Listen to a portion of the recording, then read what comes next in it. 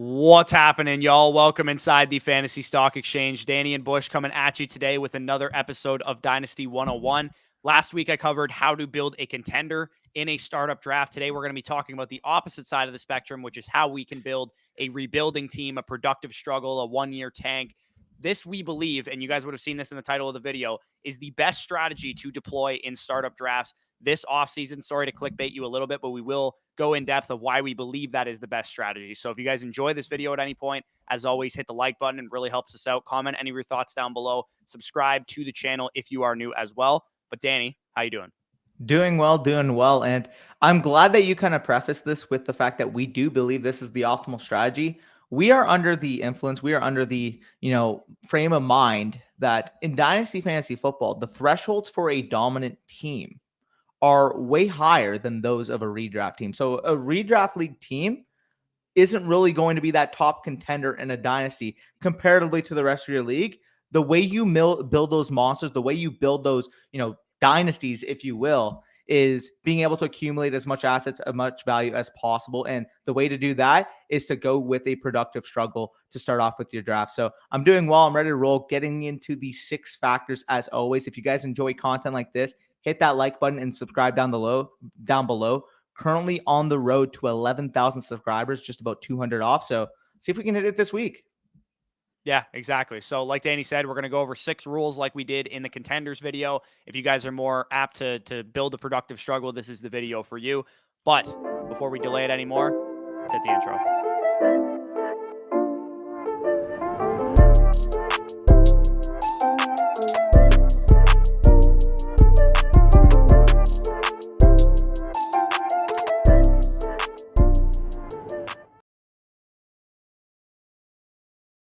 Okay, so like we did in the contenders video, we're going to talk about 3 macro-based factors. So these are just general philosophies, general heuristics, general principles to follow when you're building a productive struggle, when you're building a rebuilder within your startup.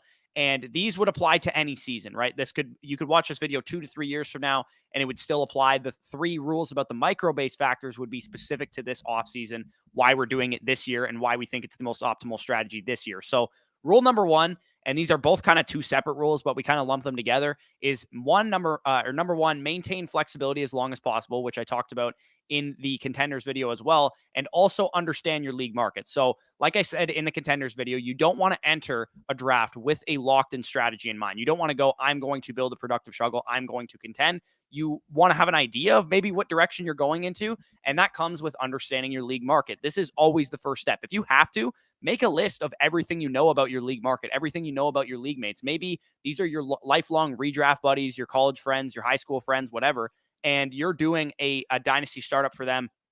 All of you guys have never played in a dynasty league in your lives before. You can write that down. Maybe you've played in a league with 3 or 4 of these guys that are in the league with you. You can write down some of their tendencies. You can write down who everyone's favorite team is. You can write down whose content do they follow. Maybe you guys met in a Discord like ours, or like, another channels or something like that. So based on that league dynamic that you establish, let's say you've documented that it's your first time doing a dynasty startup and everybody's first time doing a dynasty startup because these are your redraft buddies, you conclude that this might be the optimal time to start trying a productive struggle, because not everybody is going to value draft picks very highly, and everyone's going to lean towards those more redraft assets. Yeah, exactly. Understanding where your league is at in terms of what influences them, whether it's a content standpoint, whether it's a standing standpoint, that these are your redraft buddies, etc. That they're going to want to win, prioritize production over value long term. You can take advantage of that. Again, as we always say on this channel, we're not here to outsmart the market. We're here to take advantage of an inefficient market. If your league market is very, very redraft central, guess what? This rebuild is going to go by a lot more swiftly. But you are in the 4th round of the draft and, somebody's staring down Tyreek Hill. For a fact that somebody's going to be willing to overpay for that pick. Somebody's going to be willing to overpay for that production right off the bat. And you could probably get a higher net package for that pick and those kind of markets, etc. So understanding that coming in, understanding that inherent ability to maneuver, be flexible on the clock while still gaining as much value as possible. As Corey said, your main priority, if you're going into it with a productive struggle, is gaining value and gaining value and gaining value. Because ultimately, as I said, you want to be able to create a monster within a few years. Right. And the thing that differs, I would say, from a rebuilder or productive struggle off the bat in the startup is that you'll probably have to make the decision sooner than you would in a Yes. contender. So you can build either a contender or a balanced team and maintain flexibility through 4 or 5 rounds of the draft versus when you're trying to really tear it down, year one tank, go for a full rebuild, collect 7 first-round picks or Two something in the rounds max. startup. You got to make that decision pretty fast, maybe even at your first overall pick Yeah. or wherever you pick in the first round. You might have to make that decision right away. So you will have to make that decision, I would say, at least by round 3 or so during the rebuild, Yeah. because the clock will be ticking on how much longer you're going to be able to get first round capital for some of the picks that you're on the clock with. Because you could be like 5 rounds into a draft and be like, all right, I'm ready to start selling my picks for future first. But, if the Nobody's players on the board at the time are not warranting future first or warranting people moving up using future first, then it's a little bit harder to do that. So you do have to probably make that decision a little bit faster. But if you can maintain flexibility for a round, 2 rounds, then that does give you a better idea of how your league market will behave. For sure, and we'll get into the semantics of it later on in terms of, as you kind of mentioned, the trade down and what you should be looking for in a trade down. But overall, I would say your priority is value. Your priority is collecting assets. Your priority is ultimately increasing your ceiling range of outcome.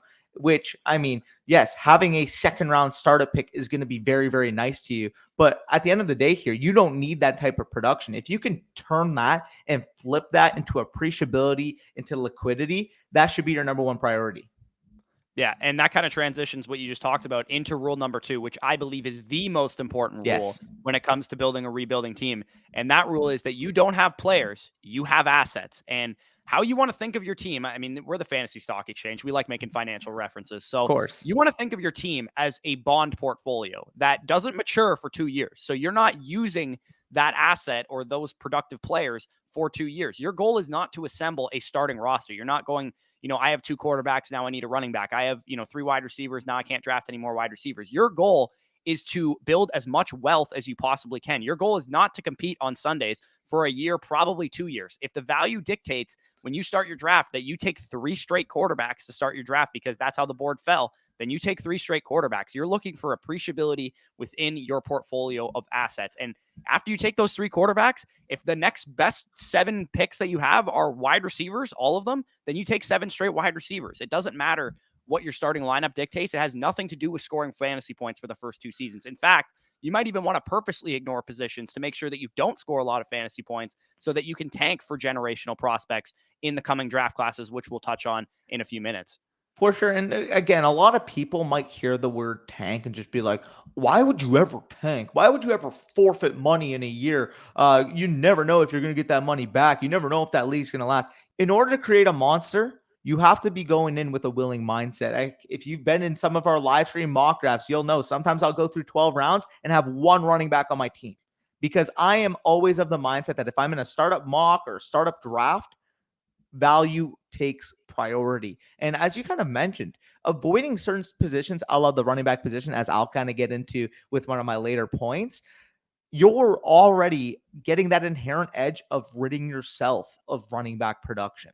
Let's just talk about it on a macro level here because you kind of mentioned it, but your goal should ultimately be optimizing the value on your team. If you're already getting as much value as the rest of your league mates, except you're not getting that point production year one, maybe even year two. Let's just think about it from a 2023 rookie class standpoint, and we'll get into the actual micro level of the players that we're talking about. That 101 to 103 in 2023 is going to be a top 20, top 25 type of startup pick at worst. That 110, 109 to 112 area is going to be like a round 6, round 7, round 8 type of startup pick. So if you're already getting as much value as your league mates, but you're not competing year one, you're inherently getting a free extra 5-round value comparative to the guys that did decide to compete year one. That's the difference.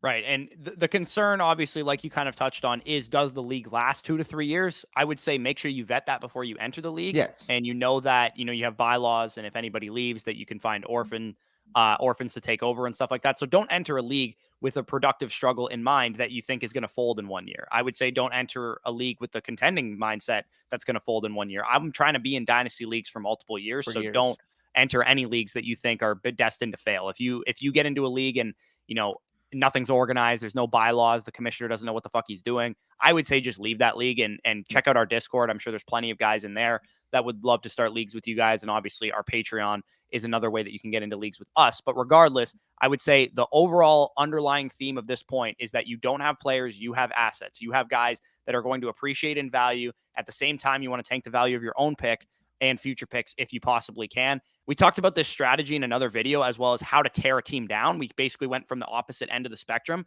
where we were selling off players maybe for what seemed like maybe 90% of the dollar, like 90 cents on the dollar. But the inherent upside that you get with selling that piece is that you also rid your team of that production. Yes, no, exactly. Your goal should be, if you are in a productive struggle, if you are in a rebuild, you don't want that point production. You want to increase the value of your own pick. You want to lower your max points for. So having, dead production on a team, A, is not going to net you the liquidity because you're just holding assets that you really shouldn't have on your team.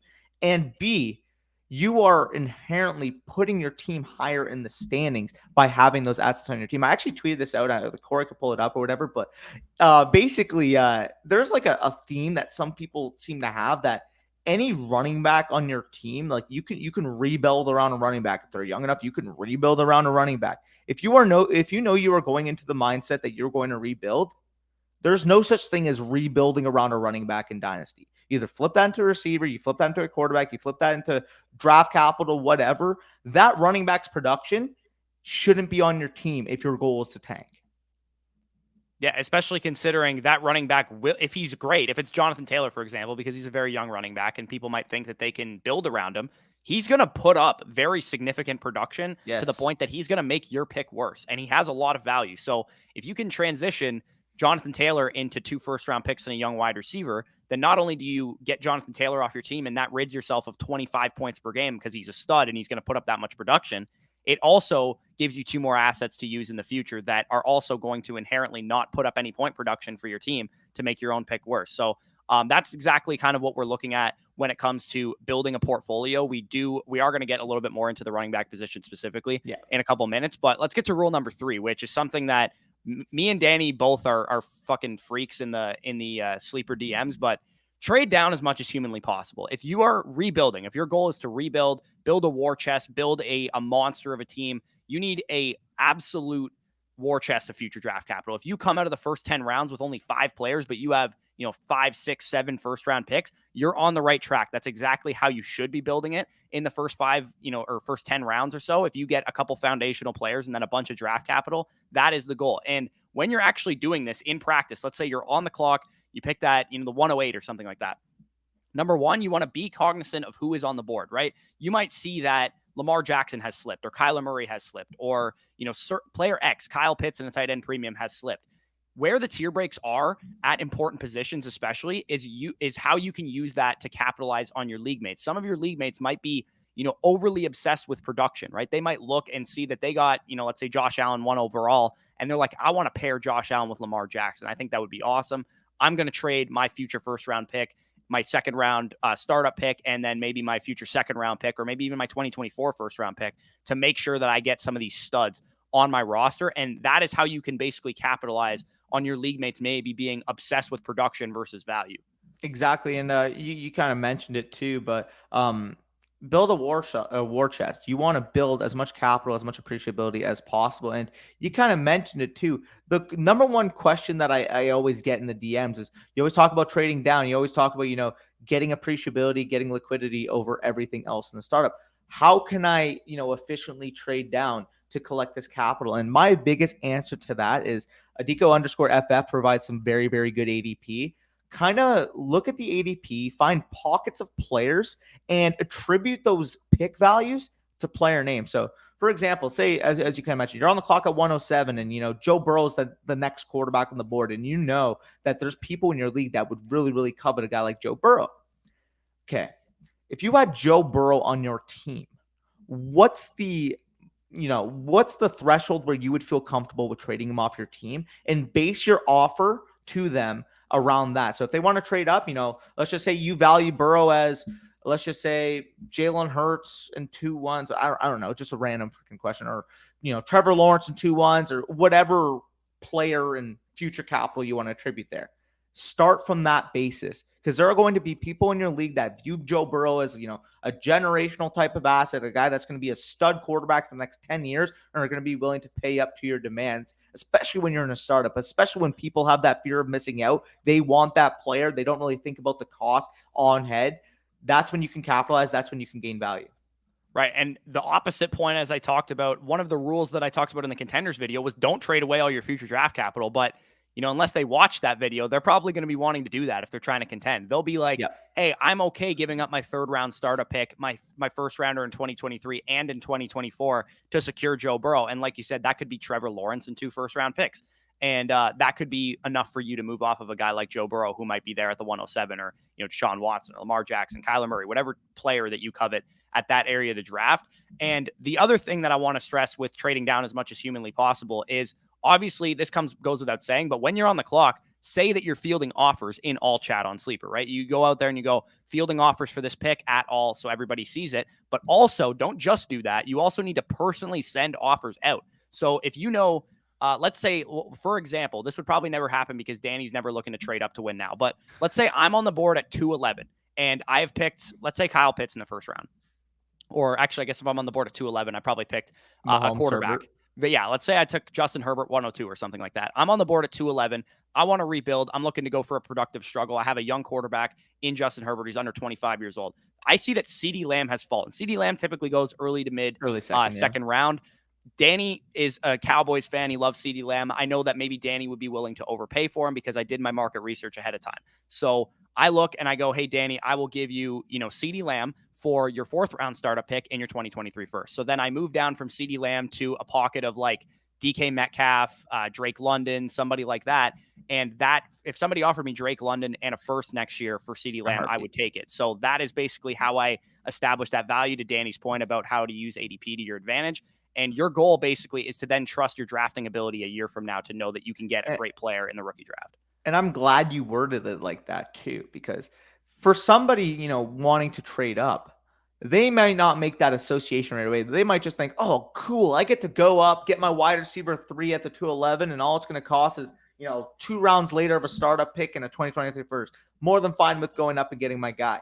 But when you actually attribute the fact that maybe that 4th round pick nets you, a Drake London type, maybe that 4th round pick nets you maybe like a Zach Wilson type, and you're getting a 2023 first, which, as we know, are Dynasty gold at this point, because you attributed those picks to name value, you're already getting an edge over the league mates that actually don't do that actually just look at those picks as, exact picks rather than players.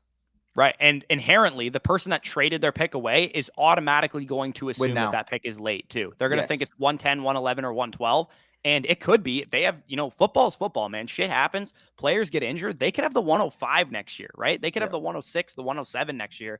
And suddenly we're talking about a different tier of prospect, even in a class as loaded as next year's class. So that is always why I talked about in the last video, why you don't want to trade your first round pick away, is because you don't know where that pick is going to end being. You don't know how that pick is going to materialize. And you know that at that point in the startup, your pick is worth the least it's ever going to be worth. It's going to accumulate value throughout the season, throughout the offseason, especially once we get into, the combine and, pro days and all that stuff. This time next year, we're going to have some serious value on these 2023 firsts. And we've known this for a couple years now. Yeah, no, exactly. So overall, just recognize that capital should always be your number one priority. Getting capital, trading down. I would say another thing too, like obviously, say if somebody's not willing to give up their first in a deal, try to get as many picks as possible within the first 7 rounds. So I feel like after round 7 is about the time where you're not going to be able to get a 2023 first straight up. So if somebody's saying, oh, I don't know if I want to give up my 2023 first to make that move, just say, okay, no problem. I'll take your 4 and 5 for that second round pick. And then inherently that on the clock, that 5 might end up getting you a 2023 first and to move down. So understanding that relative to your whole league market, as opposed to solely the guy that you're trying to make a deal with, is going to help you in the long term. Right. And an underrated part about collecting capital is the next year's first, if you're allowed to trade them. So 2024 first, and also just second round picks too, because second round picks, they're nothing. People throw those away in startups like they ain't nothing. Shit. But second round players, man, they can make a big impact to your team. You could have gotten, T. Higgins, Michael Pittman in loaded classes like 2020, which we expect to see in 2023. You can get very, very, very solid prospects in the second round, especially if that pick ends up being anywhere early.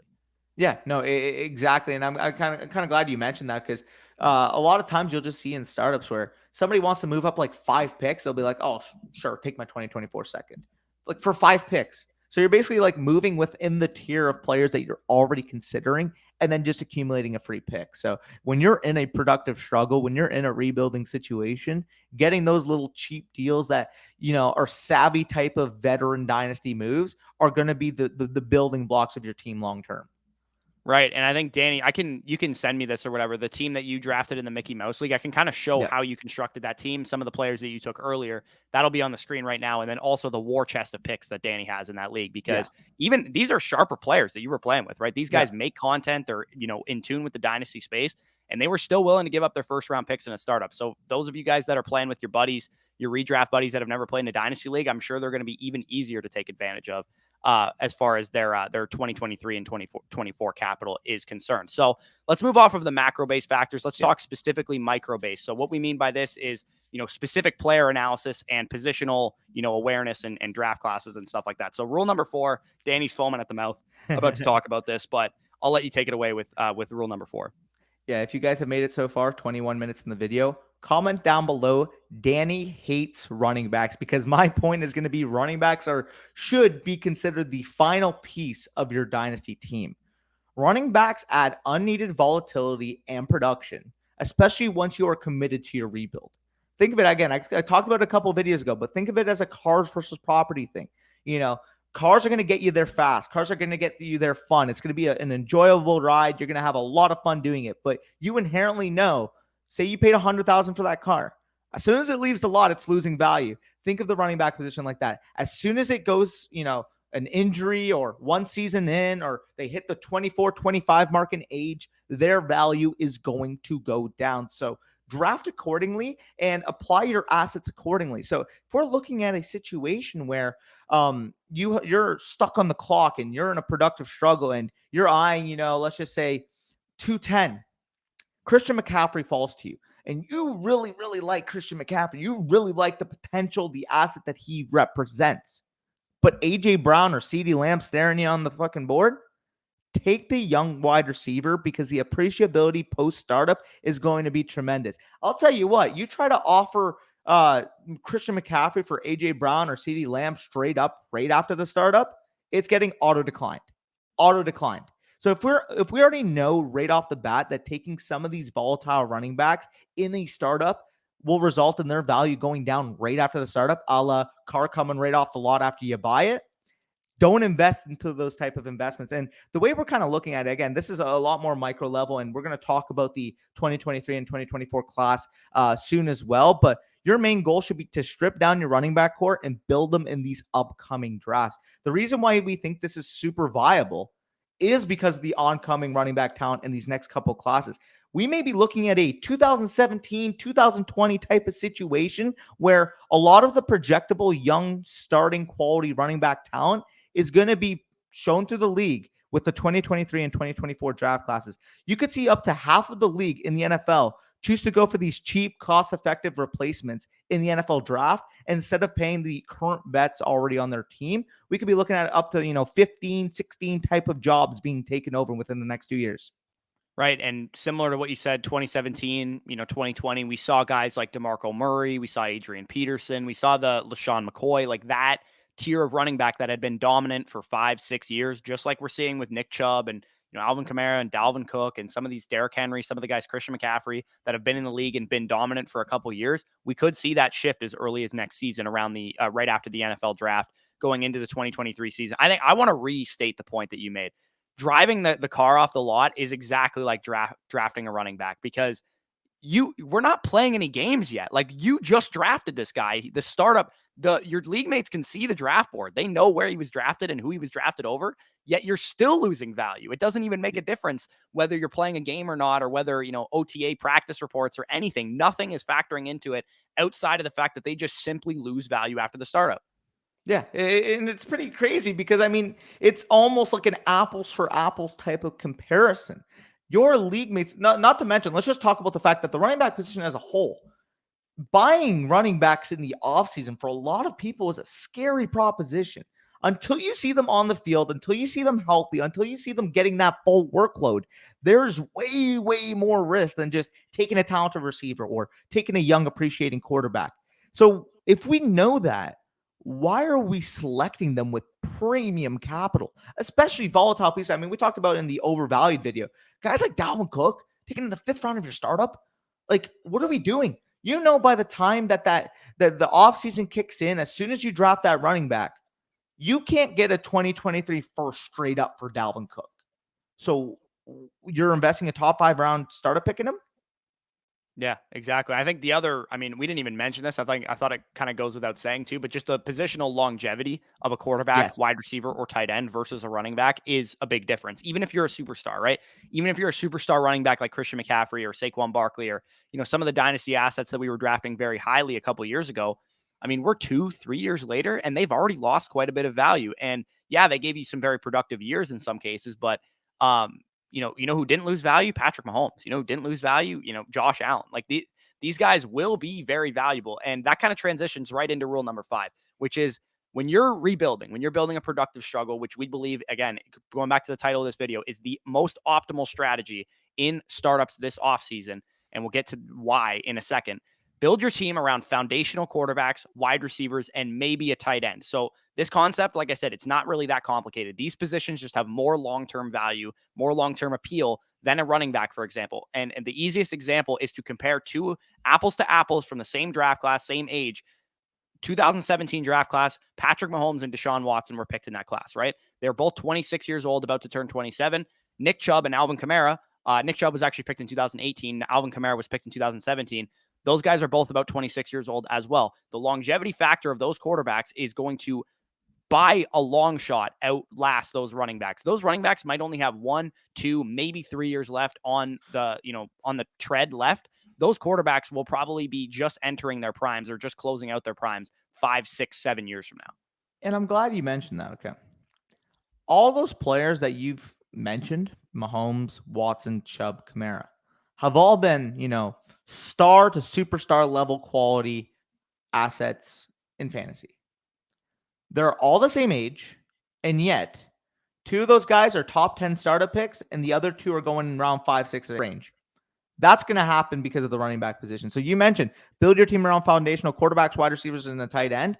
Exactly, because if you're getting a superstar level quarterback, it's much more likely he holds or appreciates his value rather than investing in that running back. Look, I love watching Jonathan Taylor play football. I think he's a fucking fantastic running back, league winning type of player. And in redraft, I am more than fine with taking him, first, second, third, whatever the fuck you want to invest in him in redraft.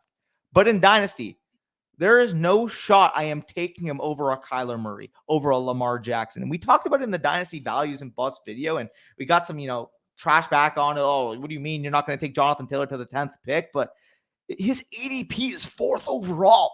You're taking him over elite level super flex assets that are going to hold their value for 5, 7, 10 type of years.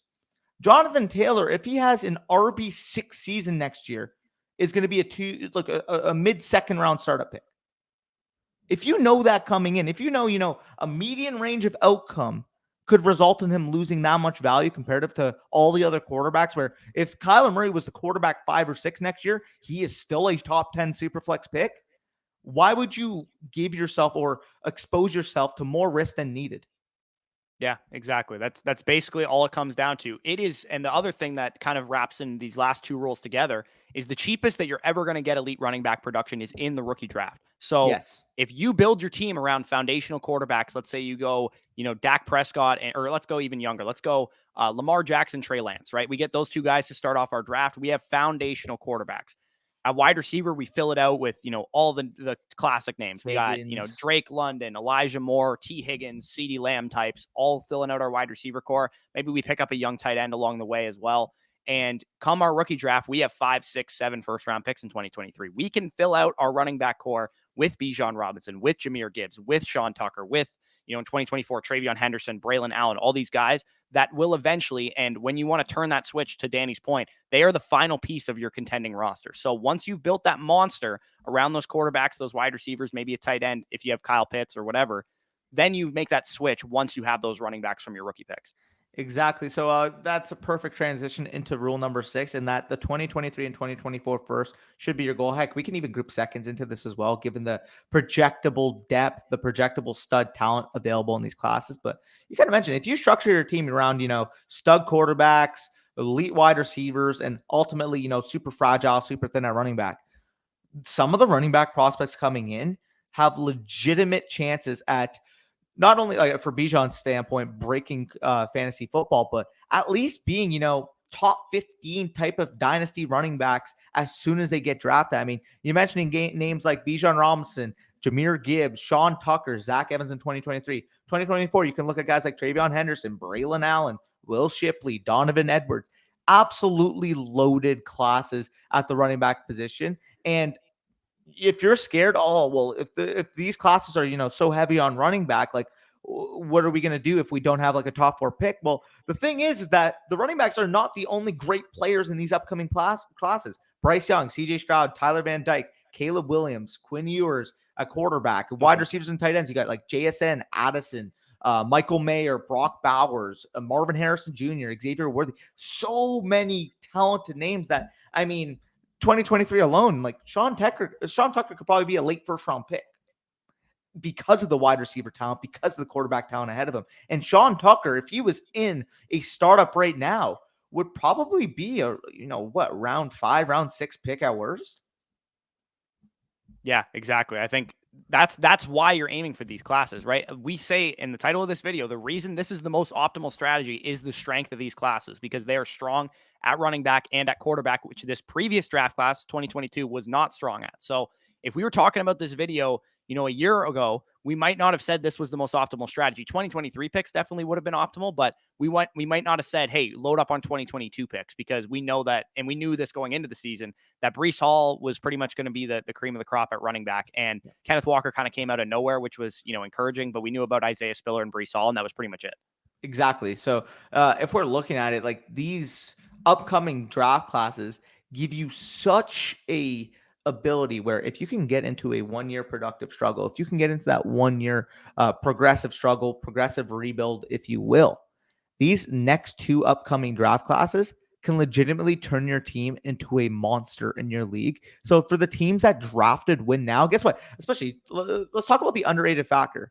If you acquired somebody's 2023 and 2024 first round pick, their team, if they drafted, old, if they drafted, volatile, may not be the same team it looks post startup as it does in 2023. So maybe that pick that you expected and you slated, or that person themselves slated to be in that 109 to 112 range, as Corey kind of said, what if it's, the 104?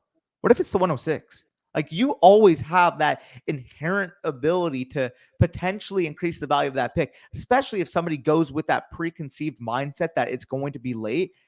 There's no downside risk to you. If somebody's valuing their own pick as the 110 to 112 and you're acquiring it, like, who knows?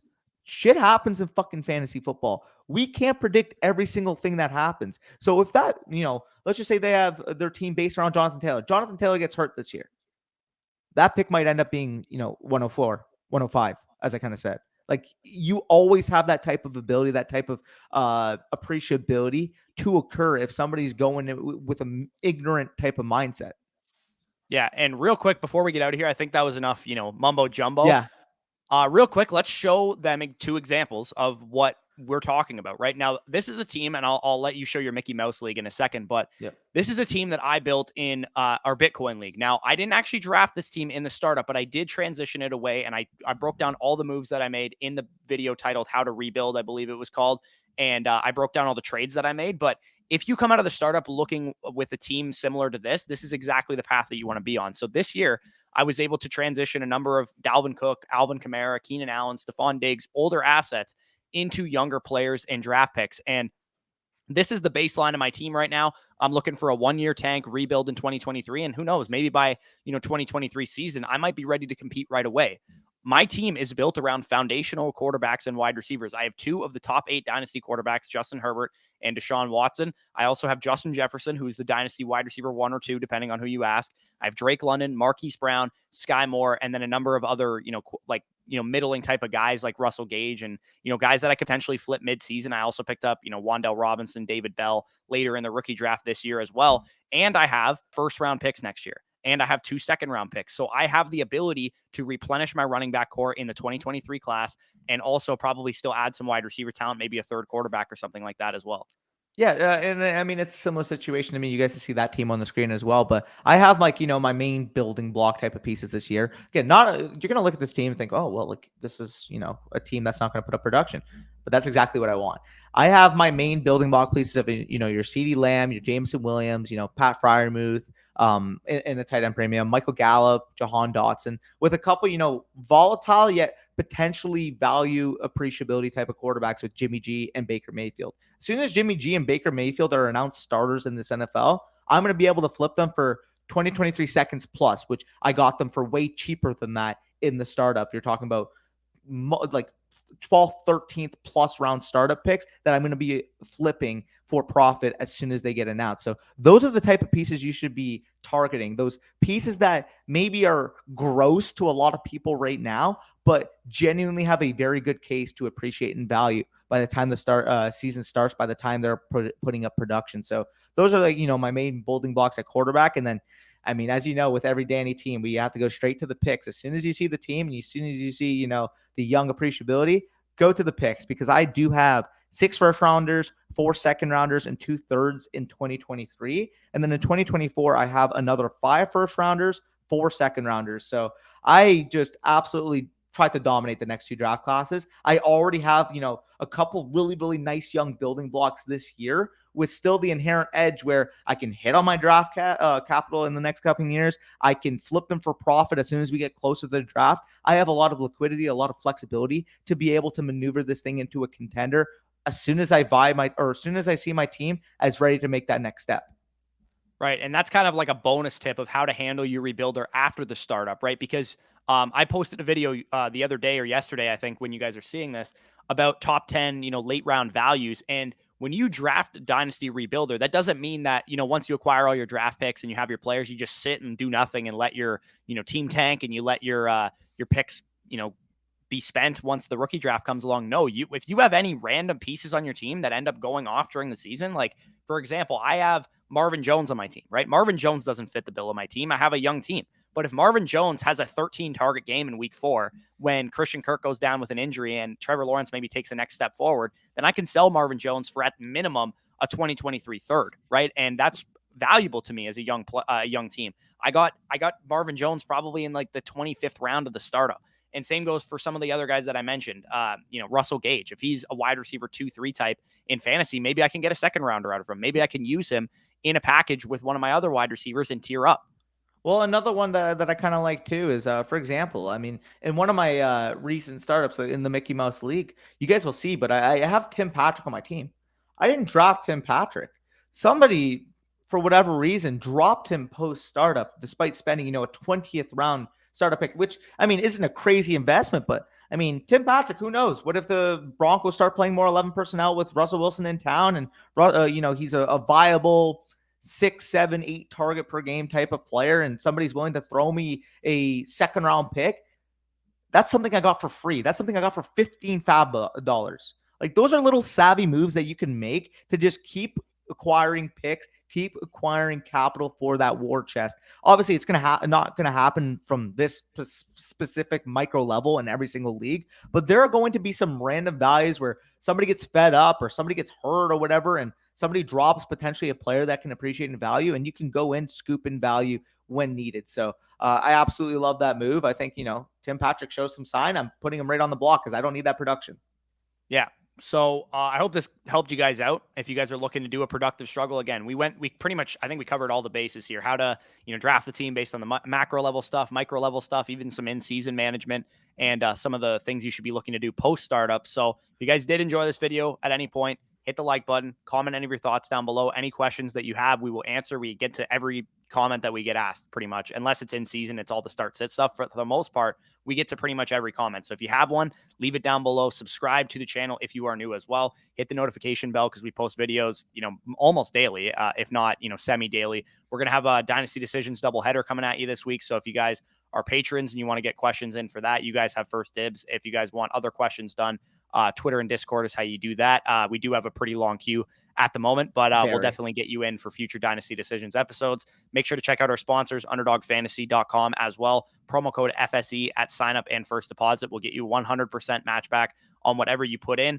Best Ball Mania 3 is going fast and furious right now. You can take advantage of a lot of the values that I'm seeing right now in Ontario. Me and Danny are biting our nails, smacking ourselves in the face that we can't actually be doing these drafts from our houses. We got to, travel across the border to be able to get these drafts done. But nonetheless, you guys can take advantage of Underdog Fantasy if you're in a state that allows it. So promo code FSE at sign up and first deposit. And you'll also get, as a thank you for using our code, our Dynasty Rankings Manifesto totally for free.